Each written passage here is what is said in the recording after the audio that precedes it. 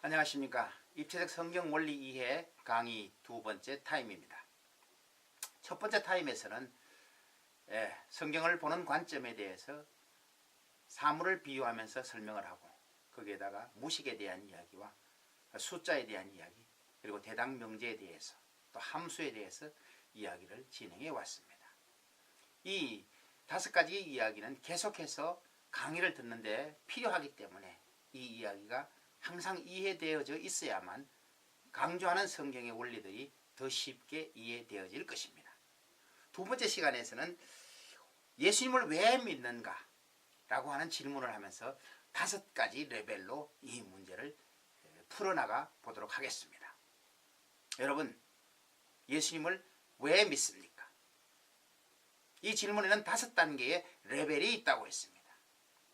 이 레벨 다섯 가지는 모두가 100점짜리의 레벨입니다.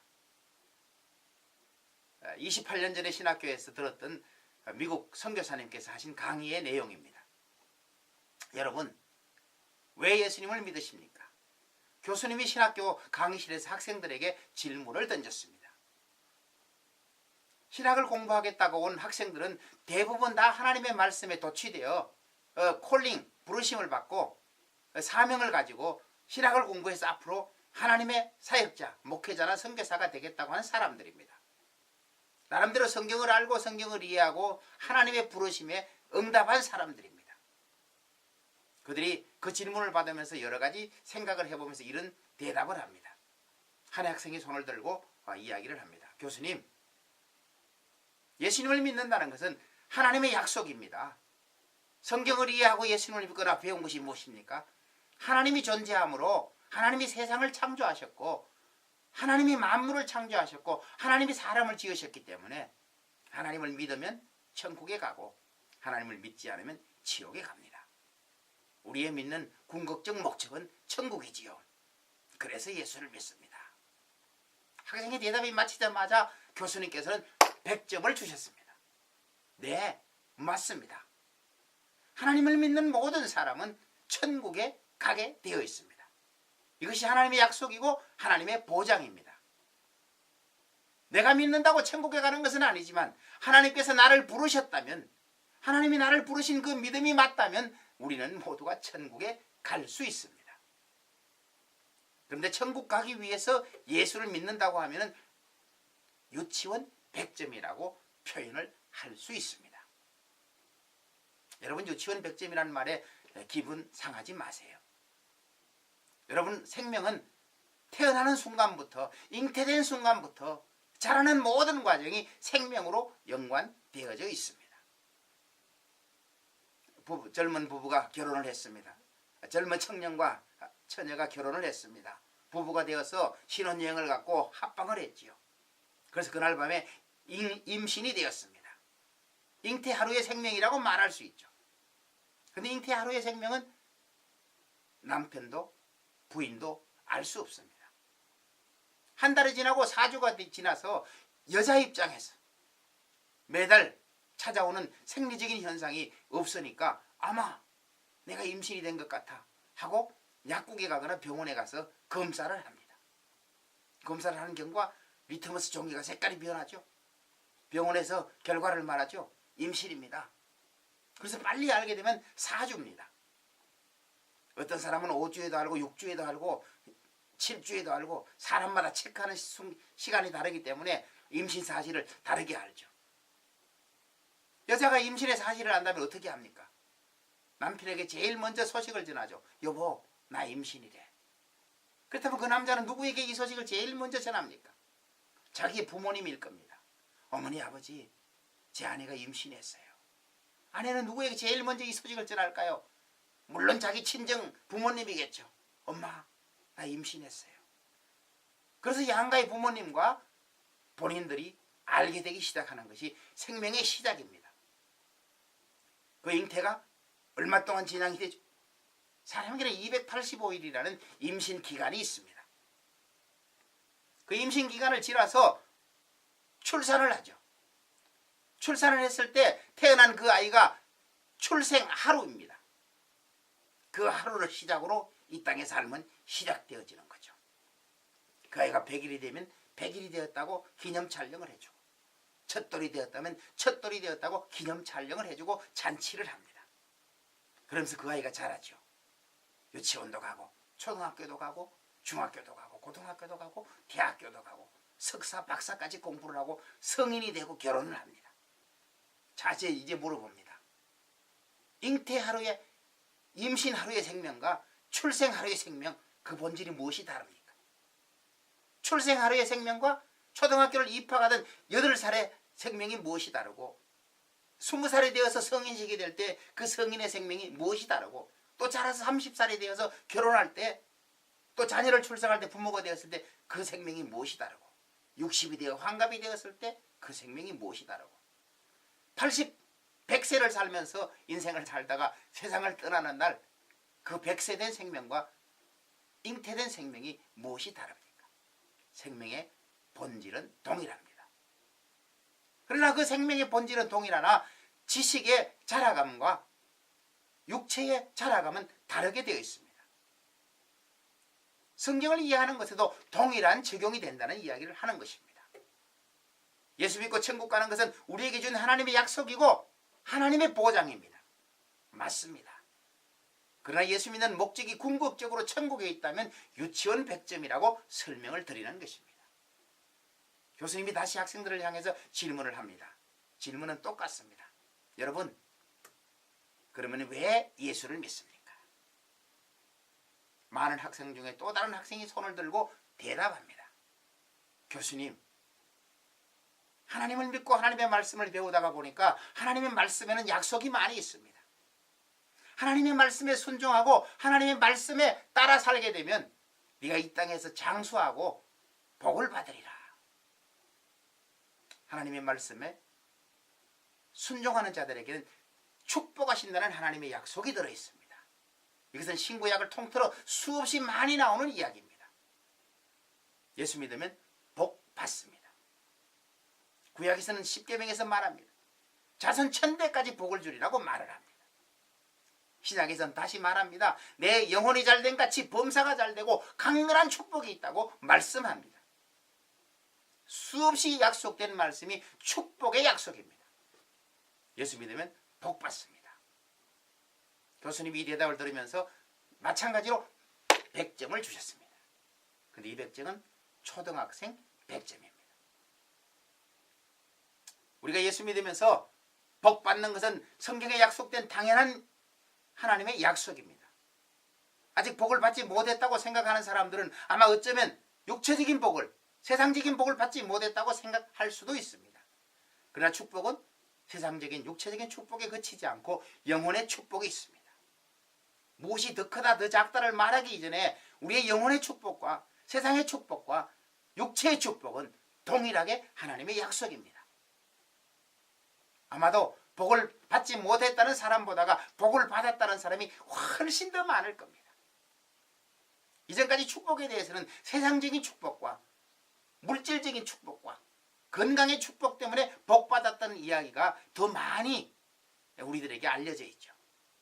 영혼의 축복은 보이지 않기 때문에, 마음의 축복은 보이지 않기 때문에 그것을 더 크게 묘사하는 사람은 이 땅에 많지 않습니다. 그러나 마음의 축복과 영혼의 축복이 물질의 축복과 육체적 축복보다 굳이 더 크다고는 설명하지 않습니다. 그것은 동일한 축복입니다. 우리는 이 축복 속에서 하나님을 믿는 사람들임은 분명히 맞습니다. 그러나 궁극적으로 예수 믿는 목적이 축복에 있다면 그 축복은 초등학생 100점이라는 이야기를 들려드리는 것입니다. 교수님이 세 번째로 다시 똑같은 질문을 합니다. 여러분, 왜 예수님을 믿으세요? 또 다른 학생이 손을 들고 대답합니다. 교수님, 제가 하나님을 믿기 때문에, 예수님을 믿기 때문에 천국은 저의 것이고 이미 하나님께로부터 축복을 받았습니다. 그래서 그 받은 축복 때문에 이제 하나님의 몸된 교회를 위해서, 몸된 하나님의 사역을 위해서 봉사하고 충성합니다. 하나님의 일이라면, 하나님의 교회의 일이라면 내가 아까워서 하지 않고 정말로 감사함으로 물질을 들여가며 충성하며 봉사합니다. 내 시간 드릴 수 있습니다. 내 물질 드릴 수 있습니다. 하나님이 원하시면 내가 더 큰 충성도 봉사도 할 수 있습니다. 왜? 내가 이미 하나님께로부터 많은 복을 받았기 때문입니다. 교수님께서 이 대답을 들으시고 100점의 점수를 허락하셨습니다. 그리고 말씀합니다. 이 100점은 중학생 100점입니다. 그렇습니다. 하나님께로부터 복받았다고 생각하는 사람들은 하나님의 교회를 위해서, 하나님의 일을 위해서 솔선수범해서 충성하고 봉사할 수 있습니다. 그런데 교수님께서 다시 한번 질문을 학생들을 향해 하고 계십니다. 여러분, 왜 예수님을 믿으세요? 네 번째 질문이죠. 또 다른 학생이 곰곰이 생각하다가 손을 들고 대답했습니다. 교수님, 내가 예수님을 믿는 것은 천국이 제 것이고 확실합니다. 의심하지 않습니다. 내가 이미 하나님께로부터 복을 받았습니다. 넘치는 복을 받았습니다. 내가 이제 하나님의 교회를 위해서, 하나님의 일을 위해서 봉사하고 충성했습니다. 그런데 네 번째 대답하는 학생이 이런 말을 합니다. 복음 때문에 나를 희생합니다. 희생이라는 말이 무엇일까요? 내 자신이 감당하기에 어려운 부분입니다. 표현하자면 내가 사용하기도 부족한데 내 것을 잘라서, 내 것을 나누어서 다른 사람에게 전달하는 것입니다. 우리는 성경을 통해서 11조를 알고 있죠. 그런데 희생은 11조가 아닙니다. 숫자적인 표현을 하자면 10의 3조, 10의 4조, 10의 5조까지를 들여가면서 하나님의 복음을 위해서 나를 희생하는 것입니다. 개인적인 재산을 말한다면 숫자로 그렇게 말할 것이고, 개인적인 시간을 말한다면 또 시간도 마찬가지로 그렇게 말할 것입니다. 교회의 희생은 무엇일까요? 우리 교회의 예산을 우리 교회가 다 쓰기도 부족한데 하나님의 복음을 위해 선교하죠. 10% 책정했습니다. 20% 책정했습니다. 30% 책정했습니다. 그런데 그것을 실행하기는 어려운 일이죠. 책정한 만큼을 준비해서 드리는 사람, 그 사람을 희생했다고 말할 수 있습니다. 그런데 그 책정이 높아질수록 그 희생은 더 커지는 것입니다. 물론 한국교회 가운데 50%를 하나님의 성경으로 드리는 교회가 있다고 여러분들은 잘 알고 계시죠. 왜 그럴까요? 희생입니다. 하나님의 복음을 위해서 우리의 가정과 개인과 교회가 자기의 부족함에도 불구하고 그것을 하나님의 일을 위해서 쓰겠다는 마음입니다. 우리나라 이 땅 가운데 12월이 되고 1월이 되고 느끼는 것이 많이 있죠. 아마 들었던 노인복지를 향해서 바퍼 공동체를 아실 겁니다. 우리가 먹기도 부족한 것 같은데 그것을 나누어서 다른 사람들에게 뭔가를 주기 시작하는 것이죠. 밥을 주는 것이죠. 필요한 물자를 주는 것이죠. 필요를 채워주는 것이죠. 아마 그게 희생이라고 말할 것입니다. 이 방송을 듣는 여러분들은 희생의 삶을 살고 있습니까? 아니면 나는 충분한데 조금 남은 것에서 주고 있습니까? 물론 마음의 여유죠. 희생도 결국은 마음의 결정입니다. 얼마를 주느냐가 아니라 내가 내 마음에 결정한 것을 가지고 다른 사람에게 그리스도 예수의 사랑과 이름으로 전달하는 것이 희생입니다. 봉사와 충성을 넘은 것이 희생입니다. 너무 감사해서 이 희생의 삶으로 하나님을, 예수님을 믿습니다. 이 이야기는 교수님께서 이야기 들으셨습니다. 그리고 100점을 주셨습니다. 이 100점은 고등학생 100점입니다. 이해가 되시나요? 이 희생이라는 신앙이 이해가 된다면 여러분은 희생의 신앙의 삶을 살고 있을 것이고, 아직도 이 희생의 신앙이 이해가 되지 않는다면 여러분은 희생의 신앙의 삶을 살지 않고 있는 것입니다. 그 단계가 되지 않았다고 봐야 되는 것이죠. 교수님이 마지막 한 번 더 학생들을 향해 질문합니다. 5번째 질문이죠. 그렇다면 여러분은 왜 예수님을 믿고 있습니까? 곰곰이 생각하는데 대답이 잘 나오지를 않습니다. 마지막 교수님께서 설명하고 계십니다. 여러분, 예수님을 왜 믿으시나요? 1단계에서는 천국 가기 위해서 믿는다고 말씀하셨죠? 예, 100점입니다. 2단계에서는 복을 받겠다고 예수 믿었죠? 예, 100점입니다. 3단계에서는 받은 복에 감사해서 봉사하고 충성하며 믿겠다고 하셨죠. 예, 100점입니다. 4단계에서는 봉사와 충성을 넘어 희생하면서까지도 하나님 사랑하겠다고 고백하며 예수 믿고 있죠. 네, 100점입니다. 그럼 5번째의 신앙의 모습은 무엇일까요? 그것은 주님과 동행하는 삶입니다. 말씀이 깊어져서 동행하는 삶이 되면 그 동행하는 자만이 그 동행이 무엇인지를 알게 되어 있습니다. 구약 성경에 가면 에녹을 알죠. 에녹은 65세에 머드셀라를 낳고 그가 300년간 하나님과 동행하였으니 하나님께서 그를 데려가심으로 다시 이 땅에 보이지 아니하더라. 그렇게 말합니다. 300년간 동행했던 에녹의 신앙이 무엇이었을까요? 오늘 우리가 성경적인 입장에서 설명해 본다면 주님 말씀하시면 내가 나아가리다. 주님 말씀하시면 내가 멈춰서리다. 이 고백의 삶이 고백으로 끝나지 않고 삶으로 이어지는 신앙을 가리켜 동행의 삶이라고 말할 수 있습니다. 다윗은 시편 23편에서 어떤 고백을 하고 있습니까? 내가 사망의 음침한 골짜기를 다닐지라도 해를 받음을 두려워하지 않는 것은 주께서 나와 함께 하심이라. 사망의 골짜기가 무엇입니까? 죽음의 골짜기, 고난의 골짜기, 고통의 골짜기, 어쩌면 지옥의 골짜기입니다. 그러나 두려워하지 않는 것은 주께서 나와 함께 계심이라. 이 성경 구절이 말하는 의미가 동행의 신앙입니다. 여러분, 정말 하나님의 말씀이 내 속에 이해되어져서 하나님의 말씀과 동행되어지는 그런 신앙의 삶을 살기를 원하십니까? 그렇게 살고 있습니까? 이 질문을 어떻게 받아들이시겠습니까? 제가 많은 곳을 강의도 하고 사역도 하면서 이런 설교를 하고 이런 이야기를 하면 많은 사람들이 뒤에서 그런 얘기를 합니다. 당신은 그렇게 살고 있느냐고 물어봅니다. 물론 저는 그렇게 살고 있다고 표현하기가 어렵습니다. 90년대에 선교에 헌신을 해서 신학 공부를 하고 선교 훈련을 받고 선교지에 나가서 22년 동안 선교 사역을 계속 해오면서 하나님과의 나름대로 하나님 앞에 약속이 있습니다. 하나님, 이제부터 제가 하나님만 의지하고 하나님의 말씀에 순종하며 사는 동행의 삶을 사는 삶이 되겠습니다. 그때부터 저희는 제 아내와 자녀들과 상의를 해서 우리의 재산을 정리하기 시작했습니다. 물론 많지 않습니다. 모든 재산을 팔아 아무도 모르게 하나님의 교회에 하나님의 일을 위해서 헌금을 하고 무소유로 살기 시작한 지가 23년입니다. 부동산 없습니다. 동산 없습니다. 매달 선교부에서 또 후원하는 개인들과 교회들이 해주는 선교 헌금으로 23년째 살아가고 있습니다.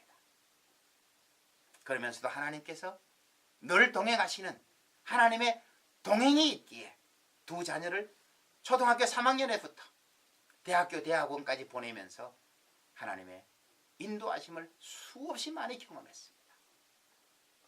선교 헌금이 넘지 않기 때문에 사역할 때마다 하나님께서는 물질로 돕는 도움의 손길을 수없이 보내주셨습니다. 사역의 열매들을 공개하면 아마 불편합니다. 많은 사람들은 그런 사역들을 잘 모르기 때문에 세상 말로 뻥을 친다고도 합니다. 언젠가 나중에 시간이 되면 사역적인 측면을 이야기할 시간이 되면 그때에 이야기하도록 하겠습니다. 말씀의 동행이 일어나는 신앙의 삶을 살고 있느냐? 그렇다면 그 사람이 100점 대학생의 신앙입니다. 오늘 제가 이 성경 강해를 통해서 입체적 성경 원리 이해라는 주제를 이렇게 붙인 것은 저희 선생님이 저에게 알게 하셨지만 성경을 깊이 알아가면 알아갈수록 그런 삶을 살고 싶어하는 제 개인의 비전이 점점 강해지기 때문에 여러분들도 이 이야기를 들으면서 그렇게 변해가기를 원하는 마음입니다. 사도 바울이 어떻게 말하고 있습니까? 내가 예수를 본받은 것 같이 너희는 나를 본받는 자가 되라고 성경은 계속해서 강조하고 있습니다. 오늘날 우리가 목회자로서 선교사로서 지도자로서 내가 예수 그리스도를 본받았으니 너희가 나를 본받는 자가 되라고 얼마나 많은 리더들이 이 말을 할 수 있을까요? 그 대답은 여러분들 각자에게 맡기도록 하겠습니다. 이 5가지 성경의 이야기, 레벨 이야기는 계속되는 성경 원리 강해에서 적용됩니다. 어떤 성경을 이해했을 때에 내가 이 성경 구조를 유치원생 입장에서 이해하고 있는가? 초등학생 입장만큼 이해하고 있는가? 아니면 중학생, 고등학생만큼 이해하고 있는가? 정말 동행하는 대학생의 입장에서 이 성경 구조를 이해하고 있는가? 이것을 설명하기 위해서 이 5가지를 먼저 얘기 드리는 것입니다. 어쩌면 매번의 강의 속에서도 이 적용이 적용될 수 있고 때로는 어떤 설명을 할 때 반드시 이 적용은 적용되게 되어 있습니다. 제가 인도네시아에 강의 갔을 때에 신학 강의를 하시는 목사님, 목회도 하십니다. 그 지역에서는 가장 유명한 목사님입니다. 강의를 듣고 저에게 이런 질문을 했습니다. 목사님, 제가 주님과 동행하는 5단계의 레벨에 살고 있는 것 같은데 제 아내는 계속해서 2번째 레벨에서 저에게 항의합니다. 내가 5번째가 맞는 겁니까? 제가 어떻게 해야 됩니까? 제가 그 이야기를 들으면서 이런 대답을 들려주었습니다. 목사님이 만일 주님과 동행하는 5단계 레벨에 있다면 목사님의 아내가 사사건건 꼬투리를 잡지 않을 겁니다. 아멘, 아멘, 더 하십시오, 더 하십시오 라고 목사님을 격려하고 위로해주고 힘을 더해주지 결코 2번째 입장에서 복부터 받아야지 무슨 동행하느냐고 그런 얘기를 하지 않을 겁니다. 스스로는 5단계가 되어 있다고 말할지 몰라도 아내가 그렇게 2번째에 있다고 하면 아마도 목사님은 2번째나 3번째에 있어야 될 자리로 돌아가야 할 것입니다. 오늘 이 강의를 듣는 많은 분들께서 이 말씀을 깊이 이해했으면 좋겠습니다. 제가 20년 동안 성경을 설교하면서 그런 이야기를 했습니다. 주님, 오늘 내가 이 본문을 가지고 설교해야 되는데 어려서부터 이 성경을 들었습니다. 어려서부터 이 성경을 배웠습니다. 자라면서 이 성경에 대한 설교도 수없이 들었습니다. 아니 이전에 내가 이 성경을 가지고 설교도 해봤습니다.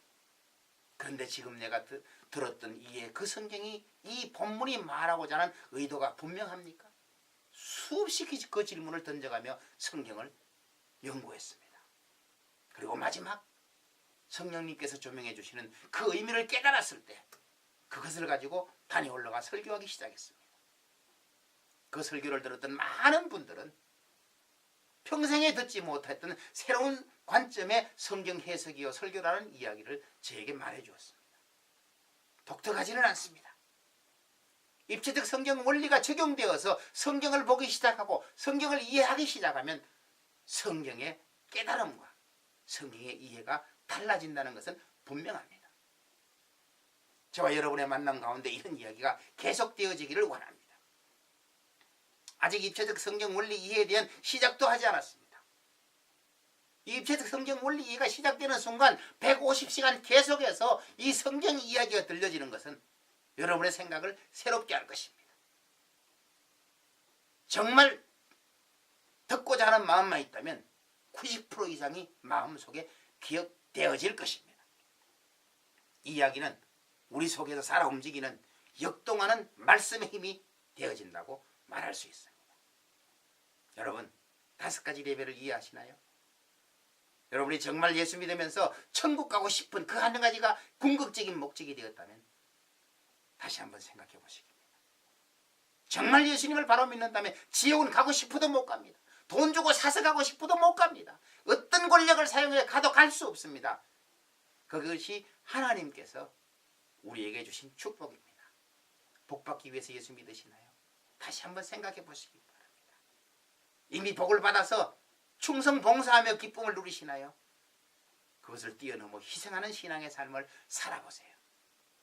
정말 희생의 삶을 살아본다면 이제 동행의 신앙으로 옮겨가 보세요. 우리의 궁극적인 목적은 주님의 말씀과 동행하는 신앙의 단계에 가야 되는 것입니다. 이 5가지 예수님을 믿는 신앙의 이유를 분명히 기억하시고 다음 입체적 성경 원리 강의를 기대해 주시기 바랍니다.